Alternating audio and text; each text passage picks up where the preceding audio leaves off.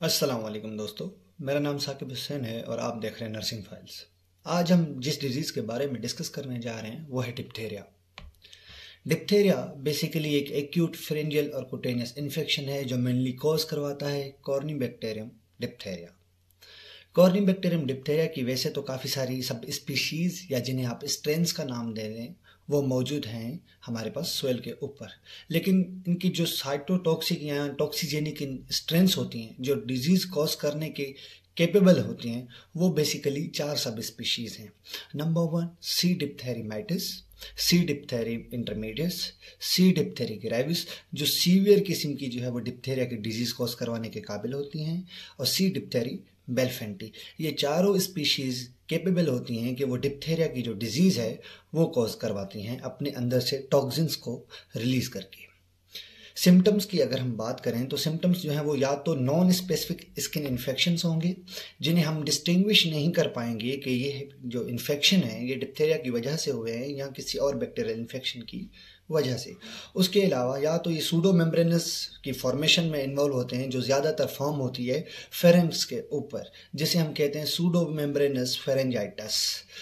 अगर ये deeper in tissue को इन्वेड करेगी तो जिसकी वजह से क्या होगा कि हमारे पास जो कॉर्निबैक्टीरियम डिप्थेरिया है ये थ्रू ब्लड स्ट्रीम अफेक्ट करेगा हमारे पास हार्ट को, जिसकी वजह से कॉज होगा मायोकार्डियल।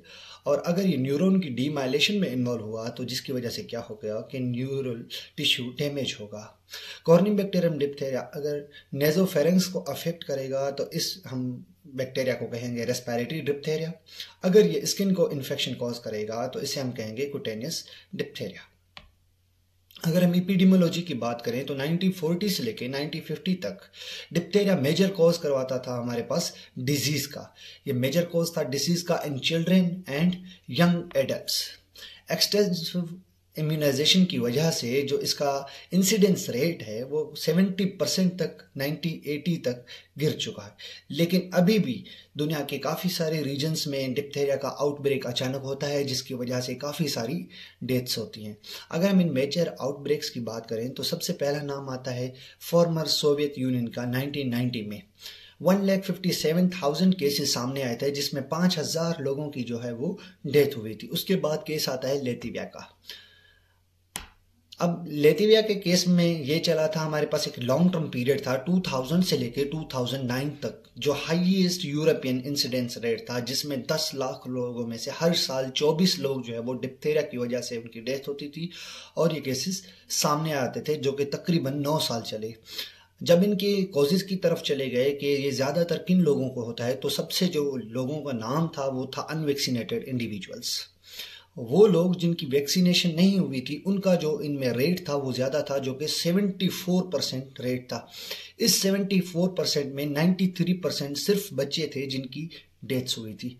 अगर हम WHO के अकॉर्डिंग बात करें तो 2018 में खाली 16,611 जो हैं वो नए डिप्थेरिया के केसेस सामने आए।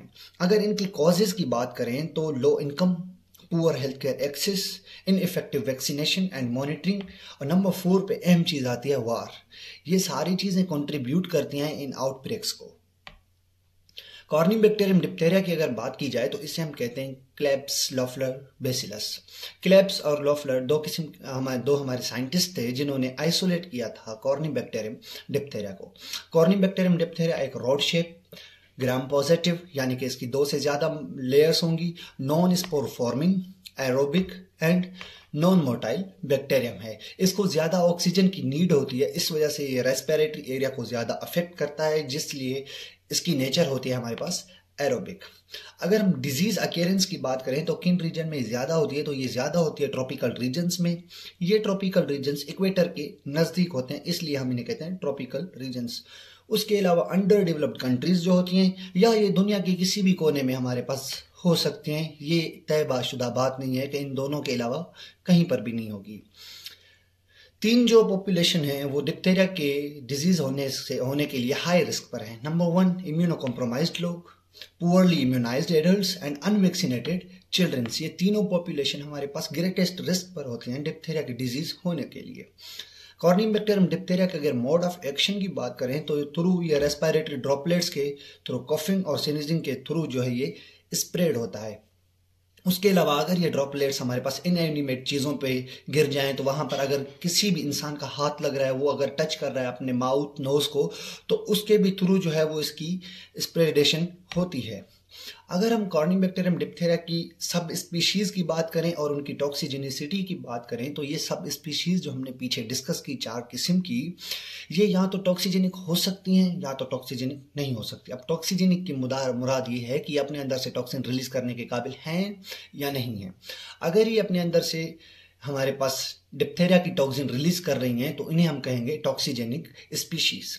डिप्थेरिया टॉक्सिन है, ये साइटोटॉक्सिक इन नेचर प्रोटीन होती है। अब साइटोटॉक्सिक का मतलब ये है कि ये डैमेज करेगी होस्ट सेल को।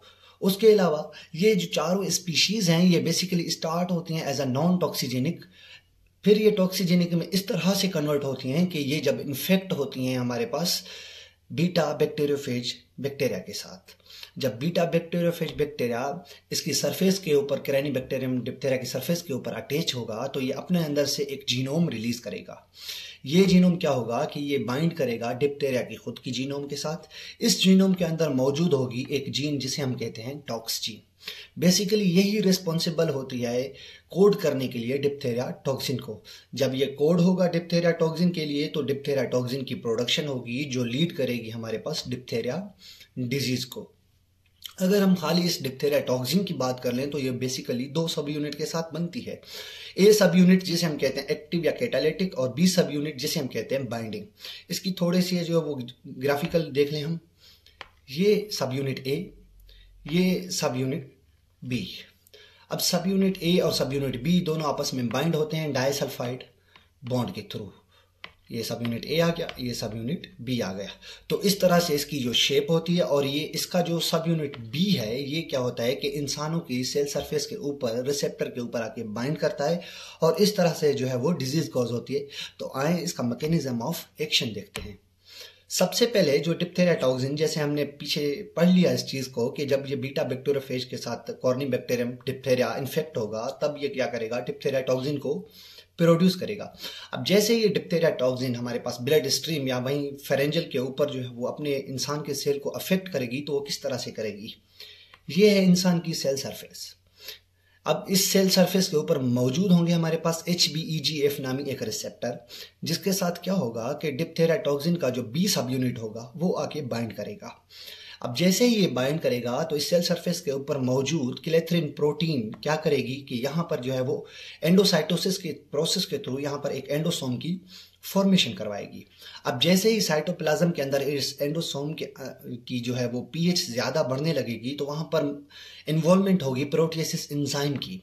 अब ये प्रोटियोसिस एंजाइम क्या करेंगे कि जो हमने पीछे डाइसल्फाइड बॉन्ड को डिस्कस किया उसको क्या है कि उसको तोड़ेंगे। अब जैसे ही उसको तोड़ेंगे तो ये हमारे पास जो सब यूनिट ए है और सब यूनिट बी है ये दोनों अलग हो जाएंगे। अब जैसे ही अलग हो जाएंगे तो सब यूनिट बी क्या करेगा कि सब यूनिट ए की मदद करेगा और उसे ट्रांसलोकेट करवाएगा इनटू साइटोसोल।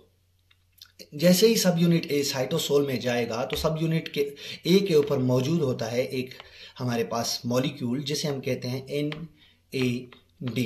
इसकी जो है जब सेपरेशन होती है, जब इसकी क्लीवेज होती है तो इससे हमारे पास एक किस्म का जो है दूसरा कंपाउंड बनता है जिसे हम कहते हैं ADP राइबोस। अब ये ADP राइबोस जो है थ्रू जिस प्रोसेस के थ्रू इसकी क्लीवेजन हो रही है इसको हम कहेंगे राइबोजिलेशन। अब ADP राइबोस क्या करेगा, हमारे पास आएगा और राइबोसोम के ऊपर मौजूद EF इलोंगेशन फैक्टर के ऊपर जाके बाइंड करेगा। अब जैसे ही इलोंगेशन फैक्टर के ऊपर बाइंड करेगा तो हमारे पास जो अमीनो एसिड का एक सीक्वेंस चल रहा था प्रोटीन फॉर्मेशन के लिए वो ब्रेक हो जाएगा। अब जैसे ही वो अमीनो एसिड का सीक्वेंस जो है वो ब्रेक हो जाएगा, आगे प्रोटीन की फॉर्मेशन नहीं होगी, तो इसी तरीके के साथ जो है वो इंसान के सेल की डेथ होती है। अब जब इंसान के उसकी सेल डेथ होगी तो वहाँ पे मैक्रोफेजेस की इन्वॉल्वमेंट होगी, एडेप्टिव इम्यून सिस्टम जो है वो हमारे पास एक्टिव होगा, जिसकी वजह से क्या होगा कि वहाँ पे इन्फ्लामेशन का प्रोसेस होगा। अब वहाँ पे जो है वो कैनिबैक्टीरियम डिप्थेरिया के सेल्स जो है वो खुद भी मौजूद होंगे और वहां पर क्या होगा कि एक मेम्ब्रेन की फॉर्मेशन होना शुरू हो जाएगी जिसे हम कहते हैं सूडो मेम्ब्रेन। अब जैसे ही ये सूडो मेम्ब्रेन की फॉर्मेशन होगी तो अभी हम बात ये करते हैं कि ये कॉर्निबैक्टीरियम डिप्थेरिया स्किन जो है वो चीज़ों के थ्रू जो है वो इसका पोर्टल ऑफ एंट्री क्या है इंसान के अंदर, तो इसका पोर्टल ऑफ एंट्री है नोज, टॉन्सिल्स और थ्रोट। इनके थ्रू जो है ये इंटर होता है। ये दूसरे तरीके से भी इंटर हो सकता है, ओपन लीजन्स के थ्रू। अब जब ये ओपन लीजन्स के थ्रू स्किन के ऊपर जो मौजूद होंगे उनके थ्रू जो ये इंटर होगा तो ये कॉज करवाएगा डिसीज कुटेनियस डिप्थेरिया की। जैसे ही कोई इंसान, अभी हम ये देखते हैं कि इसका हमारे पास पैथोफिजियोलॉजी क्या है, किस तरह से ये डिजीज कॉज हो रही है। अब जैसे ही कोई इंसान इस कॉर्नीबैक्टीरियम डिप्थेरिया को इनहेल करेगा, ये अटैच होगा फेरेंजियल एपिथेलियल सेल्स के ऊपर। वहां पर ये रिलीज करेगा डिप्थेरिया टॉक्सिन को, जो कॉज करवाएगी वहां पर लोकल इन्फॉर्मेशन। अब लोकल इन्फॉर्मेशन की वजह से क्या होगा कि वहां पर नेक्रोसिस होगी। अब जब ये नेक्रोसिस के टिश्यूज बिल्डअप होते रहेंगे फेरेंक्स या लैरिंक्स के ऊपर, तो ये एक ग्रे एडहिरेंट लेदरी मेम्ब्रेन की फॉर्मेशन करवाएंगे। इसको हम नॉर्मल रेफर करते हैं एज अ सूडो मेम्ब्रेन। तो सूडो मेम्ब्रेन किन चीज़ों से फॉर्म हो रही है? लोकल इन्फ्लेमेशन की वजह से नेक्रोसिस हो रहा है, और नेक्रोसिस के सेल्स जब बिल्डअप हो रहे हैं वहां पर कॉर्नीबैक्टीरियम डिप्थेरिया के भी सेल्स मौजूद होंगे और इम्यून सिस्टम के भी सेल्स मौजूद होंगे। ये तीनों मिलकर सूडो मेम्ब्रेन की फॉर्मेशन में इन्वॉल्व होते हैं। तो ये सूडो मेम्ब्रेन है जिसकी हम बात कर रहे हैं। ये लिप्स के ऊपर और ये हमारे पास टंग के ऊपर भी आएगा, सीधी सी बात है, और इन रीजन्स को है वो ये ज़्यादा अफेक्ट करता है। तो यहाँ पर ये आएगा, एक मेम्ब्रेन की जो है वो फॉर्मेशन में इन्वॉल्व होगा। अब इसकी वजह से कॉम्प्लिकेशंस क्या हो सकती हैं?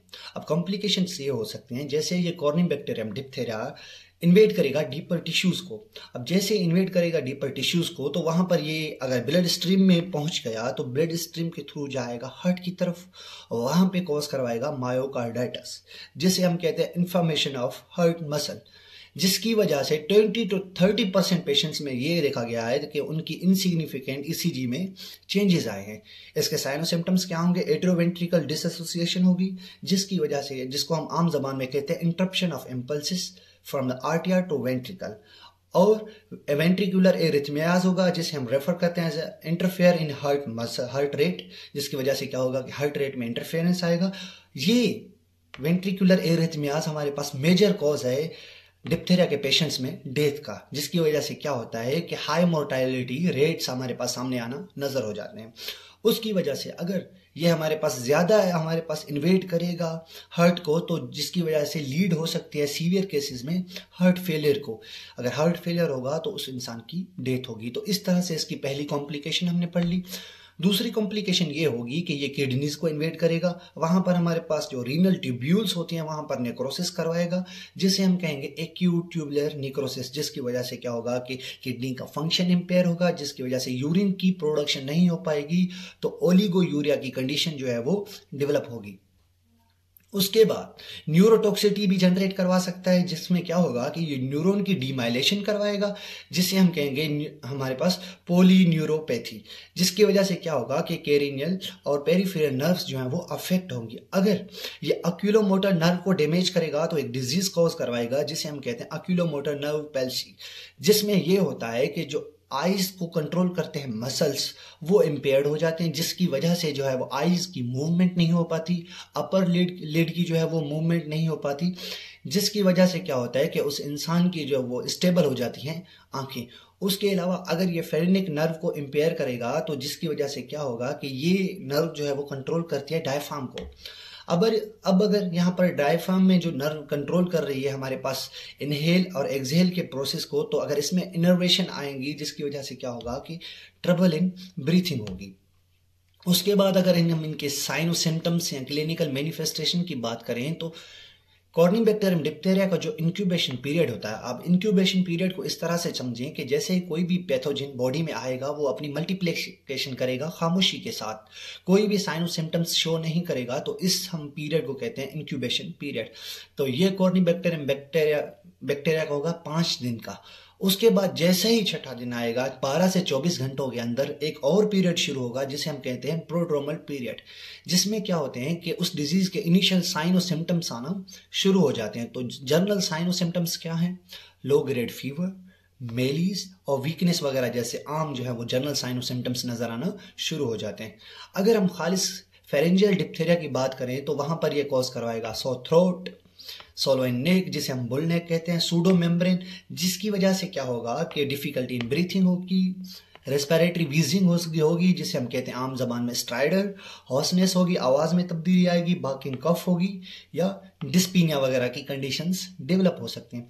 ये सूडो मेम्ब्रेन इनिशियली अपीयर होती है as a white glossy exudate, but typically वक्त के साथ ये dirty in grey tough fibrinous membrane बन जाती है जो चिपक जाती है हमारे पास, हमारे जो फेरेंजल जो सरफेस होती है उसके टिश्यूज के ऊपर। जब आप इनको रिमूव करने की कोशिश करते हैं तो वहां पर क्या होता है कि ब्लीडिंग वगैरह जो है वो कॉज होना शुरू हो जाती है इस तरीके के साथ। उसके अलावा ये जो मेम्ब्रेन है ये लैरिंक्स, ट्रेकिया और ब्रोंकाई को जो है वो एक्सटेंड करती है। अगर यहाँ पर ये पार्शियली डिसएसोसिएट हो गई या डिटेच हो गई या वहां से इसका टुकड़ा जो है वो टूट गया तो वो क्या करेगा, ब्रोंकाई की तरफ जाएगा और वहां पर क्या करेगा कि ऑब्स्ट्रक्शन क्रिएट करेगा जिसकी वजह से एयरवे ऑब्स्ट्रक्शन होगी। अगर वो कंप्लीट एयरवे ऑब्स्ट्रक्शन होगी तो जिसकी वजह से क्या होंगे कि लंग्स की कोलैप्स होंगे लंग्स, और उस इंसान की डेथ भी हो सकती है इस वजह से। उसके अलावा अगर हम इनके और क्लिनिकल मैनिफेस्टेशंस की बात करें तो अगर ये कॉर्नीबैक्टीरियम डिप्थेरिया हमारे पास स्किन को इन्वेड कर रहा है तो वहां पर ये कॉज करवाएगा कुटेनियस डिप्थेरिया, जिसके साइन और सिम्टम्स होंगे क्रोनिक स्किन अल्सर्स जो शेलो इन टाइप होंगे। अगर हार्ट की तरफ जाएगा तो वहां पे मायोकार्डाइटिस डेवलप करेगा जिसकी वजह से एरिथमियाज होगा और सीवियर केसेस में हार्ट फेलियर भी हो सकता है।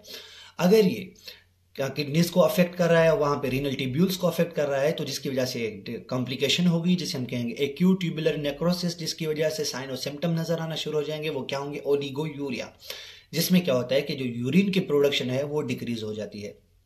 अगर ये नर्व्स को डिमाइलेट करेगा तो जिसकी वजह से एक डिजीज होती है, और वो कौन सी नर्व को डैमेज अगर कर रहा है, ऑक्यूलोमोटर नर्व को, तो जिसकी वजह से एक डिजीज होगी ऑक्यूलोमोटर नर्व पैल्सी, जिसकी वजह से क्या होगा कि डिप्लोपिया की जो साइन और सिम्टम्स हैं वो नजर आना शुरू हो जाएंगे। अब डिप्लोपिया में ये होता है कि आपको एक चीज दो चीजों में नजर आना शुरू हो जाती है, यानी कि उसकी एक डुप्लीकेट कॉपी। उसके अलावा वहां पर जो मसल्स होंगे अगर वो इम्पेयर्ड करेगा तो जिसकी वजह से कंडीशन डेवलप होगी जिसे हम कहेंगे ऑप्थेल्मोप्लेगिया, तो जिसमें क्या होगा कि जो आईज के मसल उसे कंट्रोल करते हैं वो मूव नहीं कर पाते, जिसकी वजह से उस इंसान की जो आंखें हैं वो एक जगह पे स्टेबल रहती हैं।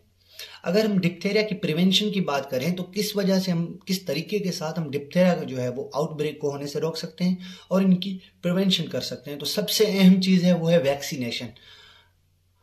आप अपने बच्चों को वैक्सीनेट करवाएं, आप पेशेंट्स को गाइड करें, उन्हें एजुकेट करें, वैक्सीनेशन की अहमियत समझाएं कि किस तरह से ये इस खतरनाक बीमारी होने से वैक्सीनेशन आपके खानदान, आपके बच्चों और आपके प्यारों को बचा सकती है। उसके अलावा अगर हम क्लिनिकल साइड पे बात करें तो वहां पर इन्फेक्शन कंट्रोल मेजर्स लेके आप इस डिजीज को फैलने से रोक सकते हैं।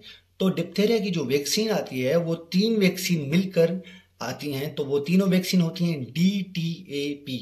ये वैक्सीन होती है, ये ज़्यादातर जो इनका फोकस होता है, ये ज़्यादा जो फ़ायदा देती हैं वो बच्चों में देती हैं, तो इनकी जो ज़्यादा प्रोपोर्शन होता है तो इस वजह से ये DTAP कहलाती है। तो इसमें एक आएगा डिप्थेरिया, टेटनस और पर्ट्यूसिस, जिसे हम वोपिंग कफ कहते हैं या काली खांसी कह लीजिए। तो ये तीनों डिजीज़ के लिए एक ही वैक्सीन आती है जिसे हम कहते हैं DTAP। तो ये वैक्सीन बच्चों के लिए होती है। इसमें क्या होता है कि जब बच्चा पैदा होता है उसके 2 महीने बाद उसे लगती है, उसके अलावा 6 महीने बाद लगेगी, फिर लगेगी हमारे पास 15 से 18 महीनों के बाद, फिर होगा कि ये ट्रांसफर हो जाएगी हमारे पास बूस्टर डोज में, ये जो 4, 6 या 8 साल बाद लगेंगे, डिपेंड करता है उसकी कंडीशन पे। उसके अलावा एक और हमारे पास वैक्सीन आती है बड़ों के लिए जिसमें TDAP के नाम से आती है, जिसमें ज़्यादातर फोकस होता है हमारे पास टेटनस का। तो जो बड़ा आप लफ्ज़ देख रहे हैं टी का, तो ये इंडिकेट करता है कि जो इसमें ज़्यादा प्रोपोर्शन होगा, जो ज़्यादा ये फ़ायदा देगा वो टेटनस के पेशेंट्स को देगा। तो ये जो वैक्सीन है ये एडोलिसेंट्स और एडल्ट में जो है वो एज अ इम्यूनिटी बूस्टर के तौर पर यूज़ की जाती है। तो ये इसके आप देख सकते हैं कि कौन कौन सी एज में लग सकते हैं, 2, 4, 6 महीने बाद, फिर 15 से 18 महीने बाद, फिर 4 या 6 साल बाद। अगर बड़ों में बात की जाए तो ये 11 साल बाद, 12 साल बाद एज अ बूस्टर डोज के तौर पे दी जाती है। उसके अलावा इसकी डायग्नोसिस और ट्रीटमेंट की बात करें तो जब ये फेरेंजियल डिप्थेरिया होता है तो इससे ऐसा स्वाब के थ्रू आइसोलेट किया जाता है, फिर उसकी ग्राम स्टेनिंग की जाएगी, उसका कल्चर के थ्रू उसकी कॉलोनीज फॉर्म की जाएंगी और इस तरह से पता चलेगा कि ये डिप्थेरिया का बैक्टीरिया है या नहीं है। उसके अलावा ट्रीटमेंट मेथड जो इंक्लूड होते हैं वो होता है सबसे पहला इंट्यूबेशन। अगर कोई हमारे पास एक सूडो मेम्ब्रेन की जो है वो डिटेचमेंट हो गई और वो जाके ब्रोंकाई की ऑब्स्ट्रक्शन वगैरह करवा रही है, तो इसकी वजह से इंट्यूबेशन का हमारे पास प्रोसेस होगा, जिसमें क्या होता है कि इंसर्ट की जाती है एक ट्यूब इनटू एयरवे। उसके अलावा ट्रेक्योस्टोमी का प्रोसेस होता है, जिसमें क्या होता है कि सर्जिकल सर्जन की जाती है ट्रेकिया में, ताकि जो एयर फ्लो है उसको मेंटेन किया जाए। सबसे अहम बात, एंटीबायोटिक्स का यूज़ किया जाता है, जिसमें जो उसकी क्लासेस आती हैं मेट्रोनिडाजोल, एराइथ्रोमाइसिन, पेनिसिलिन जी। जो पेशेंट पेनिसिलिन जी के साथ जो है वो एलर्जी होती है, उनको एलर्जी होती है, तो उनमें एज अल्टरनेटिव के तौर पे यूज़ की जाती है रेफापिन और क्लैंडामैसिन। उसके अलावा एज अ क्विक रिकैप, जो हमने सारी चीज़ें पीछे पढ़ी, अब हम उनको क्विक रिकैप करते हैं। Corynebacterium diphtheria gram positive club shaped होता है, कॉज करवाता है एक डिजीज जिसे हम कहते हैं diphtheria infection. Aerobic in nature होता है, यानी इसको हमारे पास रिक्वायरमेंट होती है इसकी ऑक्सीजन। उसके अलावा ये नॉन स्पोरोफॉर्मिंग होगा। जब ये इन्फेक्ट होगा बीटा बैक्टीरियोफेज के साथ, तो बीटा बैक्टीरियोफेज के अंदर मौजूद होगी, हम उसकी जीनोम के अंदर मौजूद होगी टॉक्स जीन, जो कोड करेगी डिप्थेरिया टॉक्सिन के लिए। ये डिप्थेरिया टॉक्सिन जब इंसान के सेल्स सरफेस के ऊपर बाइंड करेगी तो अपने 20 सब यूनिट के साथ बाइंड करेगी और इस तरह से जाके ये राइबोसोम को अफेक्ट करेगी। अब राइबोसोम को जैसे उसकी एक्टिवेशन को इनहिबिट करेगी, तो उसकी वजह से प्रोटीन की फॉर्मेशन नहीं होगी, जिसकी वजह से उस सेल की डेथ होगी, जो लीड करेगा नेक्रोसिस को, और उसकी वजह से एक सूडो मेम्ब्रेन की जो है वो फॉर्मेशन होना शुरू हो जाएगी। तो ये हमने सारी चीज़ें डिस्कस की। उसके अलावा अगर ये फेरेंजियल डिप्थेरिया है, तो उसमें क्या होगा कि ये सूडो मेम्ब्रेन की फॉर्मेशन करवाएगा over the pharynx and larynx. अगर ये डिटेच हो गए तो ये एयरवे ऑब्स्ट्रक्शन कॉज करवा सकते हैं। एज अ कॉम्प्लिकेशन के तौर पे जब ये Corynebacterium diphtheria deeper in tissue अगर ये हमारे पास इन्वेड करेगा, तो इसकी वजह से जो या तो इसकी टॉक्सिन्स जो है वो अगर ब्लड स्ट्रीम के थ्रू किडनी की तरफ जाएंगी तो वहां पर एक्यूट ट्यूबुलर नेक्रोसिस कॉज करवाएंगी। अगर हार्ट की तरफ जाएंगी तो वहां पर मायोकार्डाइटिस कॉज करवाएंगी। अगर ये नर्व की डिमाइलेशन में इन्वॉल्व होंगी तो वहां पर प्योरली न्यूरोपैथी कॉज करवाएंगी। अगर ये एज अ कॉन्टेक्ट के थ्रू डिप्थेरिया के जो ड्रॉपलेट्स हैं या डिप्थेरिया खुद हमारे पास स्किन के ऊपर इन्वेड कर रहा है, तो जिसकी वजह से क्या होगा कि ये कुटेनियस डिप्थेरिया हमारे पास फॉर्म होगी, एक डिजीज जो कि शेलो स्किन अल्सर की सूरत में नजर आना शुरू होती है। थैंक यू सो मच, हमने ये डिजीज कंप्लीट कर ली। इसके अलावा इंशाल्लाह हमारी जो अगली वीडियो होगी वो होगी पर्ट्यूसिस पे। तब तक के लिए अल्लाह हाफिज, अपना ख्याल रखिएगा।